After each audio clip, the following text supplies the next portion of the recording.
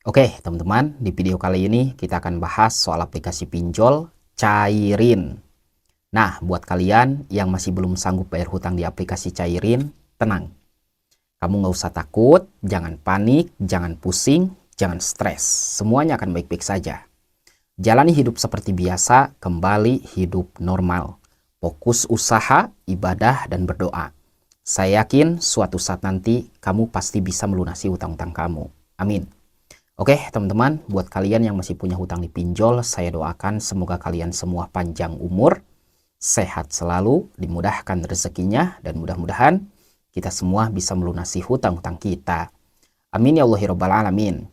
Oke, aplikasi Cairin ini adalah pinjaman online yang legal, sudah berizin dan diawasi oleh OJK. Jika pinjaman online itu sudah legal, berizin dan diawasi oleh OJK, maka mereka harus mengikuti dan mematuhi aturan yang sudah ditentukan oleh OJK. Kalau mereka melanggar aturan OJK, maka Anda bisa melaporkannya melalui email OJK dan nomor WA OJK. Jika pinjol legal sudah terbukti meneror dan mengancam Anda di sosial media seperti Facebook, Instagram, WA, dan lain-lain, maka simpanlah bukti itu sebaik mungkin, screenshot lalu kirim ke OJK.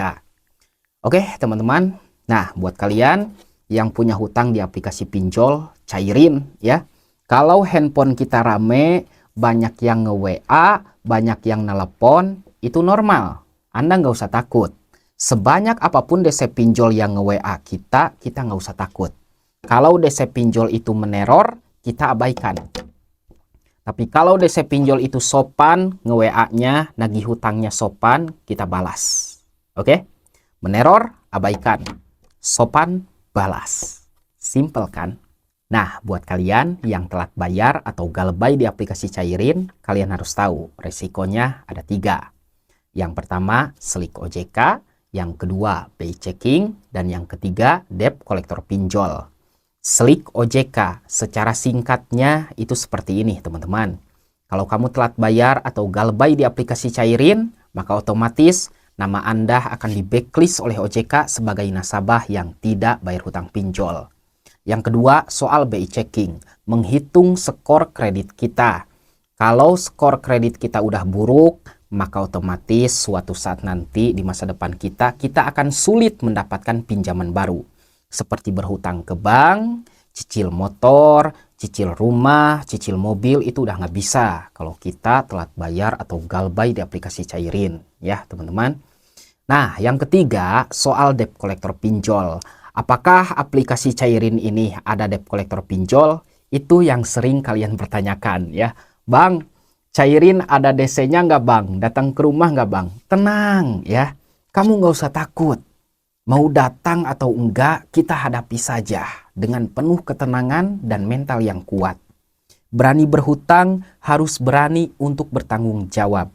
Berani berhutang harus berani berhadapan dengan debt collector. Berani berhutang harus berani menerima semua risiko. Oke, nggak usah takut. Tinggal bilang sama debt collector, Pak, maaf saya belum punya uang buat bayar hutang, selesai.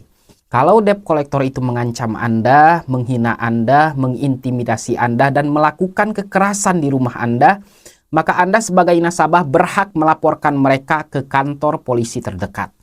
Oke, dengar baik-baik. Nasabah adalah raja yang harus dihormati oleh debt collector.